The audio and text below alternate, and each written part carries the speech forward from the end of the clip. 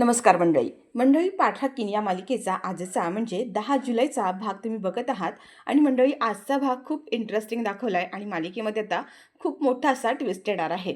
तर मंडळी इकडे आता चारू आणि आजी दोघीसुद्धा बोलत असतात. आजी म्हणत असतात, हे बघ चारू, आजकाल आहे ना, जमाना जरी किती बदलला असला, काल बदलला असला, तरीसुद्धा माणसं बदललेली नाही आहेत.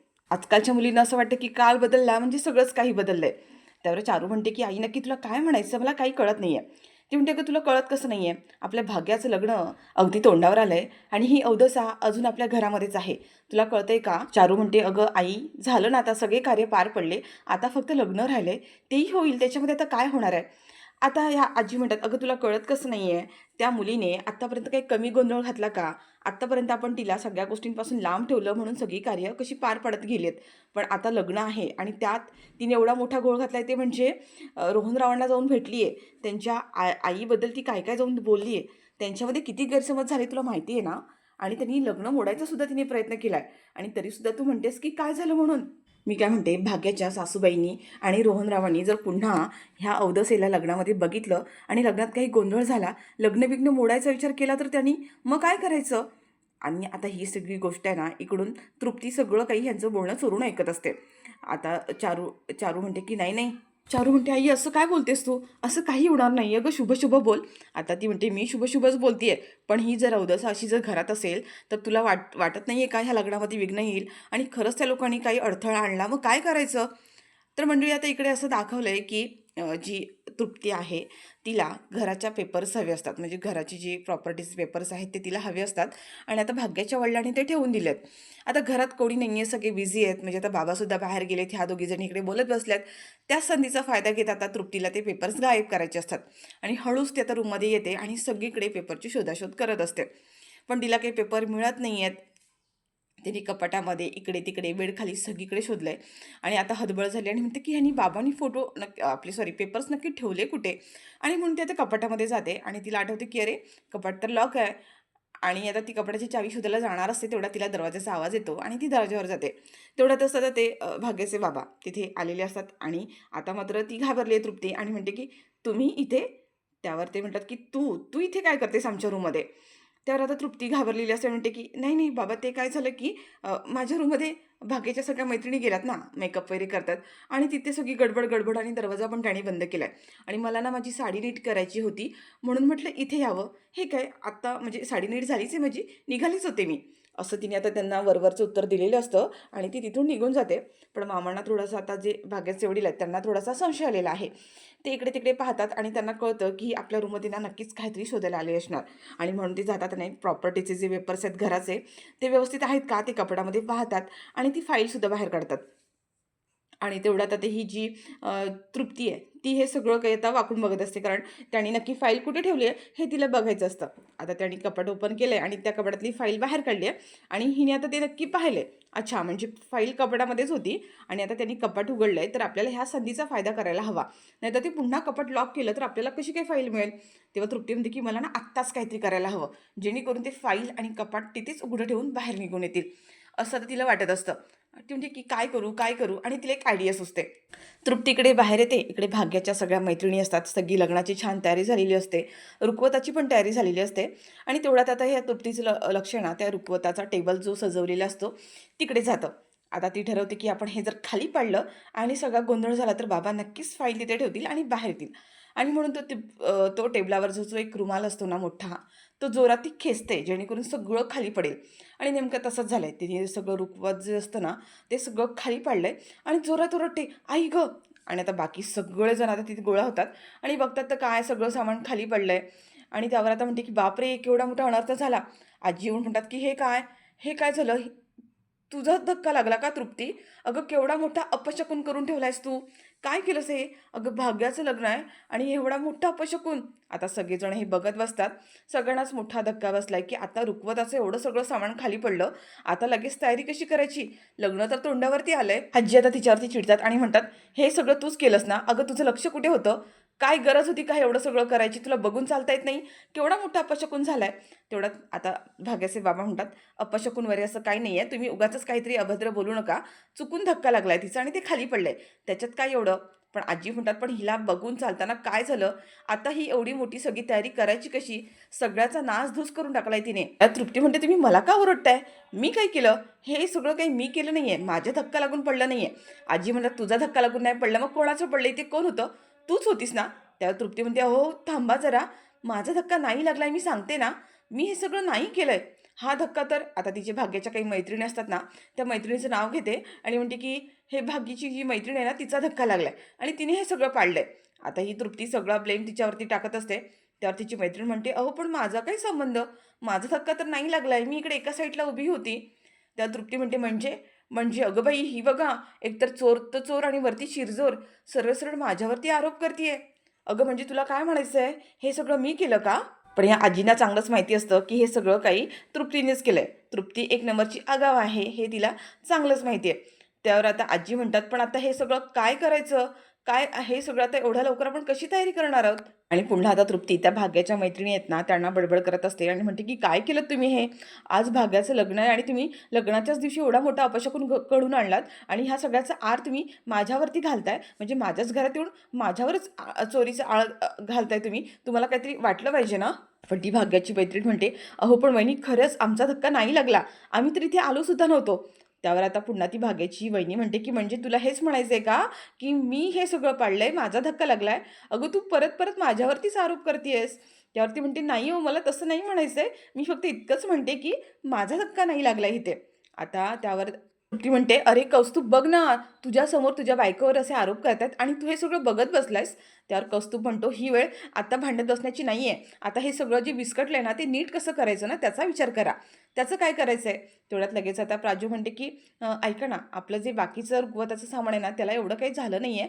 आपण ते वापरू शकतो आणि बांगड्या फक्त तुटल्यात, तर आपण एक काम करूया, बांगड्या आपल्याकडे नवीन आहेत अजून, आपण बांगड्या नवीन घेऊया आणि रुखवताचं जे काही सामान थोडंफार हललंय ना, ते मी ते चिपकवून घेते. त्याची काळजी तुम्ही नका करू. आणि आता प्राजक्ताने ते काही सामान घेतलंय आणि ती दुरुस्त करण्यासाठी आतमध्ये घेऊन चाललेली असते. आणि मंडळी त्या संधीचा फायदा घेत तृप्ती आहे ना, आता त्या पुन्हा मामांच्या म्हणजे भाग्याच्या वडिलांच्या रूममध्ये जाते प्रॉपर्टीचे पेपर्स बघण्यासाठी. आणि प्राजक्ता ते सामान रिपेअर करायला घेऊन चालली आहे. तेवढ्यात आजी तिच्या मागोमाग जातात आणि म्हणतात, ए अवदेसे, थांब, कुठे चाललीस तू? बिचारी प्राजक्ता घाबरते, थांबते आणि म्हणते की आजी काय झालं? त्यावरती म्हणते की बघितलंस बघितलंस काय झालं ते? जेव्हा जेव्हा तू भाग्याच्या लग्नामध्ये कार्यामध्ये येतेस ना, तेव्हा काही ना काहीतरी अपशकुन घडतच असतो. आज पण घरात आहेस आणि बघितलंस ना काय झालंय ते? जा इथून निघ, तू तुझं तोंड काळं कर आणि पुन्हा दाखवू नकोस इकडे. असं पुन्हा ते आता प्राजक्ताचा अपमान करते आणि बिचारी प्राजक्ता तिथून रूममध्ये निघून जाते. तर मंडळी आता इकडे असं दाखवलंय की तृप्ती पुन्हा भाग्याच्या वडिलांच्या रूममध्ये येते आणि प्रॉपर्टीचे पेपर्स मिळतात का हे शोधत असते. आता ती म्हणत असते की आत्ताच तर त्याने फाईल माझ्यासमोर काढली होती ना, मग कुठे ठेवली? आणि ती सगळं आता गडबड गडबड शोधत असते. पण तिला काही ती फाईल मिळतच नाही आहे. शेवटी तिथे एक बॅग असते, त्या बॅगेमध्ये आता ती शोधत असते, पण नाहीच मिळाली आहे. ती म्हणते, असं कसं झालं? आता तर त्याने फाईल काढली होती बाहेर आणि अचानक फाईल गायब कुठे झाली? तर मंडळी आता इकडे असं दाखवलंय की आरव आहे तो आलोकला त्याचे डोळे बंद करून बाहेर घेऊन चाललेला असतो. आलोक म्हणतो, अरे कुठे घेऊन चाललायस तू मला? त्यावर तो म्हणतो, अरे सरप्राईज आहे तुझ्यासाठी एक, तू ये तर बाहेर. पण आलोक म्हणतो, अरे मला काही दिसत नाही आहे, किमान डोळे तरी उघड माझे. त्यावर आता आरव म्हणत असतो, डोळे उघडले तर तुला सरप्राईज कसं दिसणार आहे? तू आधी बाहेर तरी ये. आणि तो आलोकचे डोळे बंद करून बाहेर आणतो आणि त्याच्यासमोर एक छान अशी बाईक असते आणि ती बाईक म्हणजे आलोकचीच आहे, पण त्याची सगळ्यात जुनी बाईक असते आणि त्याने आरवनी ती रिपेअर करून आणले. आलोक म्हणतो की हे काय, ही तर माझीच गाडी आहे जुनी, तिलाच तू रिपेअर करून आणलेस ना? त्यावर आरव म्हणतो की हो, इतके दिवस ही गाडी बंद होती आणि तुझी फेवरेट आहे आणि म्हणूनच मी आज तुझ्यासाठी पुन्हा ती तयार करून आणली आहे. त्यावर आलोक म्हणतो, ह्या सगळ्याची काय गरज आहे? जुनी गाडी आहे ती, मी आता तिच्याकडे बघतसुद्धा नाही आहे. तर आरव म्हणतो की हो, मला माहिती आहे सध्या तू तिच्याकडे बघत नाही आहेस, पण ही गाडी बंद झाल्यानंतर तू एखादी नवीन गाडी विकत पण घेतली नाही आहेस, कारण तुला दुसऱ्या कोणत्या गाड्या आवडतच नाही आहेत. ही गाडी तुझी फेवरेट होती आणि त्यामुळं दुसरी कुठली गाडी आतापर्यंत तुला आवडलीच नाही आहे आणि म्हणूनच मी ठरवलं की ह्याच गाडीला छान बनवून आणवायचं. आणि ही गाडी तुझी किती फेवरेट आहे मला चांगलंच माहिती आहे. ह्या गाडीला तू नावसुद्धा ठेवलं होतंस, आठवते का? त्यावर आलोक म्हणतो, हो, सुंदरी. सुंदरी नाव ठेवलं होतं, मला माहिती आहे. त्यावर आलोक म्हणतो, मग आता आणली की नाही तुझ्या सुंदरीला परत? आलोक आता त्या गाडीकडे बघतच बसलेला असतो आणि आरव म्हणतो की दादा, मला माहिती आहे तुला माणसांमध्ये जास्त आवडत नाही आहे, तुला अनकम्फर्टेबल होतं, तुझा तेवढा कॉन्फिडन्स नाही आहे, पण आजकाल तू माणसांमध्ये थोडासा यायला लागला आहेस आणि तुलासुद्धा तुझ्या मनात जी भीती होती ती भीतीसुद्धा कमी व्हायला लागली आहे आणि काही दिवसांनी अजूनही काही गोष्टी चेंजेस होतील. आणि दादा, तुला आता घाबरायची काही गरज नाही आहे, कारण तुझा हा भाऊ तुझ्यासोबत आहे. तर आलोक म्हणतो, तुझ्या एक गोष्ट लक्षात आहे ना, की हा तुझा भाऊ आहे, तो तुझा मोठा भाऊ आहे. तर आरव म्हणतो, की "हो, हो, माझ्या लक्षात आहे." "म्हणजे काय? तू मोठा भाऊ आणि मी छोटा भाऊ." पण आलोक म्हणतो, "पण तू हे सगळं कशासाठी केलंयस? ही गाडी वगैरे सगळी परत रिपेअर करून कशासाठी आणली आहेस?" "अच्छा, आता कळलं मला. म्हणजे मी काल घर सोडून गेलो, चालत गेलो, माझ्याकडे गाडी नव्हती आणि मी पायी चालत गेलो आणि म्हणून तू आता ह्या गाडीला रिपेअर केलंयस. म्हणजे कसं, उद्या जर मला परत घरातून बाहेर पडायची वेळ आली, तर मी ही गाडी घेऊन जाणार आणि तू या गाडीमध्ये लोकेशन ट्रॅकर लावून ठेवणार. म्हणजे उद्या मी कुठे गेलो तर माझं लोकेशन तुला कळेल आणि तू मला तिथे घ्यायला येशील, नाही का? याच्यासाठीच हे सगळं करून ठेवलंयस ना तू?" आरव म्हणतो, "ओ, म्हणजे असं सगळं आहे. म्हणजे असं तुला वाटतं? मला असं वाटलं होतं की तुझ्या मनात असा विचार येईल की भाग्याचं लग्न आहे आणि त्याच्यामुळे मी डिस्टर्ब असेन आणि माझा मूड चेंज करावा, माझा मूड कुठेतरी गुंतून ठेवावा, मी स्वतःला कुठेतरी गुंतून ठेवावं आणि म्हणून मी हे गाडीचं सगळं प्रकरण बाहेर काढलं असेल, गाडी रिपेअर करत बसलो असेल आणि त्यात माझं मन रमेल आणि मी त्या भाग्याच्या त्या दुःखातून बाहेर येईन, ह्या सगळ्यासाठी मी सगळं करत असेन, असा विचार केला असशील. पण नाही, तू तर काहीतरी वेगळाच विचार केलाय." आता जेव्हा आरव असं म्हणतो ना, तेव्हा मात्र आलोक म्हणतो की "अरे, पुन्हा तू त्याच गोष्टीमध्ये अडकून बसलायस. मी तुला किती वेळा सांगितलं की त्या मुलीच्या ह्या सगळ्या गोष्टींमधून बाहेर पड. अरे, त्या मुलीचं आधीच लग्न ठरलंय. त्या मुलीचं आज लग्न आहे आणि तरीसुद्धा तू हा विचार करतोयस?" त्यावर आरव म्हणतो, "मग काय? इतकी सुंदर, डॅशिंग मुलगी आणि तिचं लग्न आहे. दादा, तो रोहन किती लकी आहे ना. म्हणजे बघ ना, एवढी डॅशिंग मुलगी त्याच्या आयुष्यामध्ये आहे. खरंच, खरंच खूप तू लकी आहे." तर आलोक म्हणतो, "आरव, मी तुला पुन्हा सांगतो, त्या मुलीचा विषय काढू नकोस आणि त्या गोष्टीतून सगळ्यातून बाहेर पड. त्या मुलीचं ऑलरेडी लग्न ठरलेलं आहे बाबा." तर आरव म्हणतो, "दादा, सगळी मस्करी करतोय मी रे. चल आपण एक काम करूया, आपण दोघं जण एक मस्त राऊंड मारून येऊया." तर इकडे आरव जरी वरवरनं कितीतरी दाखवत असला, तरी एका नजरेत त्याचं भाग्यावर प्रेम म्हणजे झालेलं असतं आणि त्याला भाग्या खरंच खूप मनापासून आवडत असते. पण आता काय करणार बिचारा, ऑलरेडी तिचं लग्न ठरलंय, त्याच्यामुळे त्याला काही करता सुद्धा येत नाहीये. तर मंडळी, आता इकडे असं दाखवलंय, की हा कौस्तुभ थांबलेला असतो आणि त्याच वेळेला तिथे आता तृप्ती येते आणि म्हणते, की "तुम्ही काही कसली सोय करून ठेवली आहे की नाही केली आहे?" त्यावर कौस्तुभ म्हणतो, "कशाबद्दल बोलतेस तू?" त्यावर आता ही तृप्ती म्हणत असते, की "तुला कळत नाही आहे का मी कशाबद्दल बोलते ते? मी पैशांबद्दल बोलते आहे. पैशांबद्दल काही व्यवस्था केली आहेस की नाही? त्याचा काही विचार केला आहेस की नाही? अरे, त्या माणसाने ज्या माणसांकडून पैसे घेतलेस, ते माणसं किती डेंजर आहे तुला माहिती आहे ना? आणि आज भाग्याचं लग्न आहे. जर ते लोकं पैसे मागायला आले, तर तू काय करणार आहेस?" तर कौस्तुभ म्हणतो, की "ह्या सगळ्याचा विचार तू नको करूस. माझं मी बघून घेईल." तेव्हा तृप्ती म्हणते, की "हो, तुझं तू बघून घेणार आहेस? काय करणार आहेस? जेवढे होते तेवढे पैसे सगळे जुगारामध्ये हुदळून लावले आहेस आणि ही जर गोष्ट घरच्यांना कळली, की आपला मुलगा जुगार खेळतोय, जुगारामध्ये पैसे हरलाय, तर काय होणार आहे? आणि याचाही विचार कर, आज भाग्याचं लग्न आहे. जर भाग्याच्या लग्नात ती माणसं आली आणि त्यांनी हे तुझं सगळं सत्य त्या सगळ्या माणसांच्या समोर आणलं, तू पैसे हरलायस, नवरीचा भाऊ जुगार खेळतोय, ही गोष्ट जर त्यांना कळली, तर भाग्याचं लग्नसुद्धा मोडू शकतं. कळतंय ना तुला? आणि ज्या माणसाकडून तू पैसे घेतलेस ना, ते माणसं किती डेंजर आहेत हे तुला चांगलंच माहिती आहे. आज भाग्याचं लग्न आहे आणि त्यात जर त्यांनी येऊन जर तमाशा केला, तर काय करणार आहेस तू? काय सांगणार आहेस? तू एक काम कर, त्या माणसाला आत्ताच्या आता फोन कर आणि त्याला सांग, की तू त्यांना आज संध्याकाळपर्यंत 2 लाख रुपये देणार आहेस आणि बाकीचे पैसे हळू तू देशील. त्यावर आता कौस्तुभ म्हणतो, 2 लाख? पण कुठून आणणार आहे मी 2 लाख? माझ्याकडे तर तेवढे पैसे नाही आहेत आज द्यायला. त्यावर आता ही म्हणते, की जेवढं मी सांगते तेवढं कर ना. एकतर तुझं डोकं चालणार नाही आहे, तू काही करणार नाही आहेस. किमान माझं डोकं काहीतरी काम करतंय, त्याचा तरी वापर कर. जेवढं सांगते ना तेवढंच कर. पण कौस्तुभ म्हणतो, "पण माझ्याकडे पैसे नाही आहेत, तर मी त्यांना संध्याकाळी पैसे कुठलेही देणार आहे." त्यावर आता ती म्हणते, की "त्याचा विचार तू नको करूस. माझ्या डोक्यात एक भन्नाट प्लॅन आहे. जर तो प्लॅन सक्सेसफुल झाला, तर काही टेन्शन करायची गरज नाही आहे. तू नको काळजी करूस. जेवढं मी सांगते तेवढं कर. किमान आज भाग्याच्या लग्नामध्ये तरी कोणता गोंधळ नको. भाग्याचं लग्न तरी सुखरूप होऊ दे. बाकी आपण बाकीचं सगळं नंतर बघू, नाही का?" तर मंडळी, आता इकडे असं दाखवलंय, की आरव हा त्या गाडीला पुन्हा काहीतरी रिपेअर करत असतो आणि आता म्हणतो, की "चल दादा, आपण एक मस्त राउंड मारून येऊया." आता आलोक काही या गोष्टीला तयार नाही आहे. आरव म्हणतो, "चल ना दादा." आणि आता दोघंसुद्धा गाडीवर बसतात आणि दोघेही चाललेत. आता गाडीला किक मारत असतो आणि गाडीची किक काही लागत नाही आहे. बऱ्याच वेळा ट्राय करतो आणि आलोक मात्र आता कंटाळतो आणि गाडीवरून उतरतो आणि आरवकडे बघतच बसतो. आणि त्याला माहिती आहे आता गाडी काही अजून सुरू होणार नाही आहे. तर आरव आता इथे छान अशा डायलॉगबाजी म्हणत असतो आणि "होईल रे दादा, आत्ता बघ. 2 मिनिटं थांब. 2 मिनिटात मी सुरू करतो." असं तो बोलत असतो, पण गाडी काही सुरू होत नाहीये. गाडीला काही किक लागतच नाहीये. मंडळी, त्यांचं हे बोलणं सुरू असतं तेवढंच तिथे अंबिका येते आणि अंबिका तिथे तिने देवाचा प्रसाद आणलाय. आरवला आणि आलोकला दोघांना सुद्धा तर ती प्रसाद देते आणि म्हणते, की "काय चाललंय तुमचं?" तर आता आरव म्हणतो, की "हे बघ, आता प्रसाद खाल्ला ना, आत्ता मग अशी गाडीला किक लागेल बघ." आणि आता तो पुन्हा गाडी स्टार्ट करणार असतो, तेवढ्यातच मागून एक गाडी आलेली असते. आता गाडीतून कोण आलं आहे, आता मंडळी इथे आता एक नवीन पात्राची एंट्री दाखवली बरं का. अंबिका वाकून बघत असते आणि गाडीतून आता तो माणूस खाली म्हणजे बाहेर येतो. अंबिकाला लगेच कळतं की तो सत्यम आहे. अंबिका म्हणते की सत्यम? सत्यम कसं काय असे अचानक आले?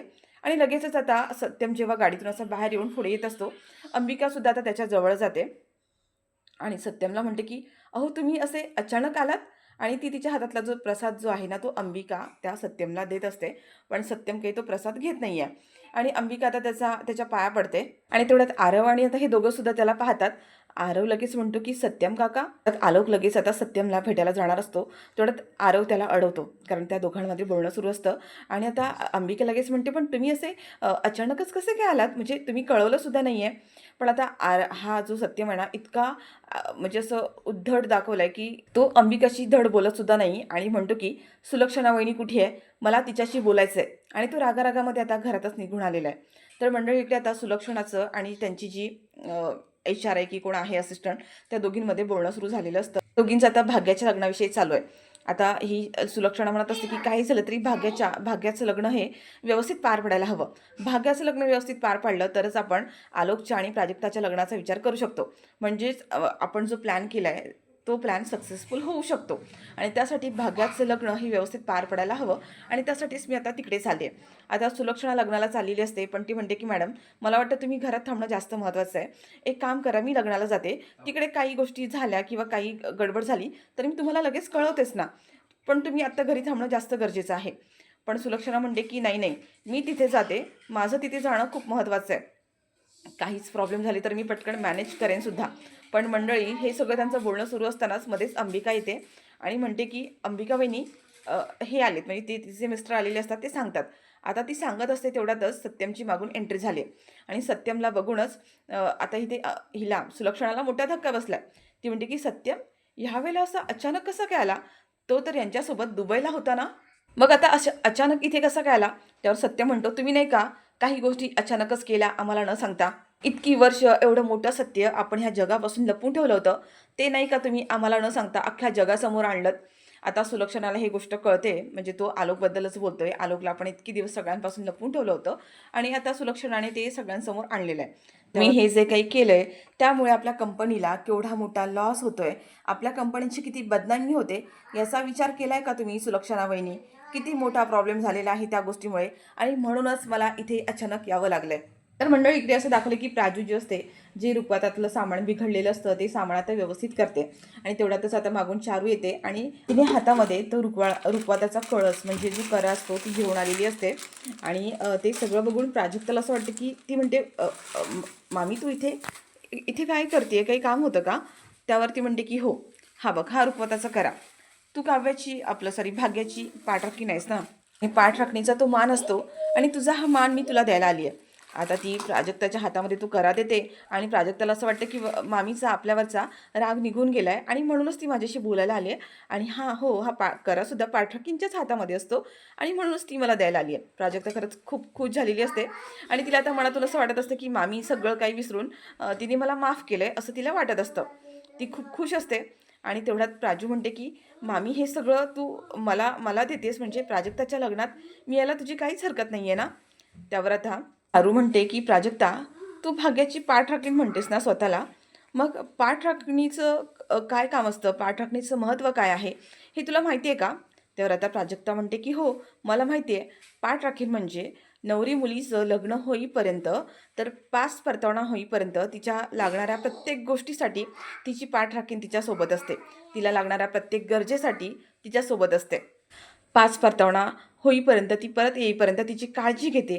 तिला हवं नको ते सगळं काही बघत असते. अगदी मुलगी सासरी जात असताना तिच्यासोबत ती सुद्धा 4 ते 5 दिवस पाच परतावणा होईपर्यंत राहायला जाते. एवढं सगळं आता प्राजक्ता म्हणजे बऱ्याच गोष्टी काय काय सांगत असते. आणि तेवढ्यातच चारू म्हणते की हो बरोबर म्हणालीस, पाठ राखीण म्हणजे आपल्या स्वतःच्या जीवापेक्षा ती त्या मुलीची काळजी घेते. आणि तू सुद्धा भाग्याची पाठ राखीणच आहेस, म्हणजे तुझ्यापेक्षा तुला भाग्याची जास्त काळजी आहे ना, तिच्या सुखात दुःखात तुला जास्त आनंद आहे ना. तुलाही वाटतं ना की भाग्याचं सगळं चांगलं व्हावं, सगळं व्यवस्थित व्हावं, तिचं लग्न व्यवस्थित व्हावं, तिच्या लग्नात कोणतंही विघ्न येऊ नये असं तुला वाटतं ना. मग मला असं वाटतं की पाठ राखीण म्हणून तुला हे सगळं मान्य करायला हवं आणि तुझं याच्यातच भलं आहे की तू भाग्याच्या लग्नात नाही आली पाहिजे. कारण तू भाग्याच्या लग्नात आली तर पुन्हा तोच गोंधळ होणार. भाग्याच्या सासू-सासऱ्यांना म्हणजे सासूला आणि तिच्या नवऱ्याला म्हणजे रोहनरावांना तू काय काय म्हणालीस तुला माहिती आहे ना? आणि त्यांनी जर तुला लग्नात पाहिलं तर ते लग्नात नक्कीच विघ्न आणतील. आणि भाग्याचं लग्न जर तुला व्यवस्थित व्हावं असं वाटत असेल तर तुला या लग्नापासून लांबच राहावं लागेल. कळतंय का? आता प्राजक्ताला कळतं म्हणजे आपण भाग्याच्या लग्नात थांबू नये म्हणून मामीने हे सगळं केलंय. तर मंडळी आता इकडे असं दाखवलं की हा सत्यम आलेला आहे आणि तो प्रचंड चिडलेला असतो. कारण आलोकला सगळ्यांसमोर आणल्यामुळे त्यांचा बिझनेसमध्ये खूप प्रॉब्लेम झालेले असतात. बऱ्याच गैरसमज आणि तो व्हिडिओसुद्धा व्हायरल झालेला असतो आणि त्याच्यामुळे सुलक्षणा आणि त्या दोघांमध्ये थोडेसे वाद निर्माण झालेत. तर मंडळी आता इकडे दाखवले की भाग्याचं लग्न आहे. लग्नाची सगळी छान तयारी सुरू आहे आणि प्राजक्ता मात्र बिचारी खूप भावूक झालेली असते आणि इथे भाग्य म्हणत असते की तू माझी पाठराखीण आहेस आणि पाठराखीणच म्हणून माझ्या सोबत येणार आहेस. पण आता प्राजक्ताला मात्र मामी जे काही बोलली ना ते सगळं आठवत असतं आणि त्याच्यामुळे तिला तिच्या लग्नाला जाता येणार नाही आहे. त्या गोष्टीचं प्राजक्ताला प्रचंड वाईट वाटतंय.